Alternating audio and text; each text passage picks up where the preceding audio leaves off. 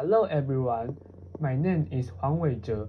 The topic of the news I will share is Australian universities to allow AI in assessments. The increasing ubiquity of artificial intelligence in our lives is creating waves in academia. 3 universities in Australia have adopted what seems like a landmark policy. The 3 institutions are allowed students to use AI when taking assessments, albeit under strict conditions. Professor Rami Lawson said, instead of banning students from using such programs, we aim to assess academic staff and students to use digital tools to support learning. The internet abounds with AI text generators. This can be used to create essays that look authentic enough to fool examiners. The content created by these AI tools evade detection by even the smartest of anti-plagiarism tools. Artificial intelligence is posing huge challenges to exam integrity. It is the biggest disruptor since calculators were allowed into math tests. The latest quandary for educators comes from a language processing chatbox called ChatGPT. This can produce high authentic human-like content on any subject in seconds. It has sparked fears that students will use it to write essays. The University of South Australia's Dr. Victor Kovanovich said teachers needed to embrace AI. He said, "You cannot stop it. The alternative is the Middle Ages, going to pen and paper." He added that universities needed to change with the time. He said, "It's like having a driving school, but teaching people how to ride horses." And then is vocabulary part. The first word is academia. Definition: the part of society, especially universities, that is connected with studying and thinking, or the activity or job of studying.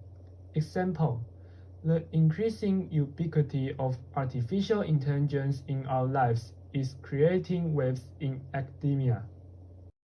Assessment. Definition: the act of judging or deciding the amount, value, quality, or importance of something, or the judgment or decision that is made. Example: the 3 institutions are allowing students to use AI when assessments, albeit under strict conditions. Plagiarism. Definition: the process or practice of using another person's ideas or work and pretending that is your own.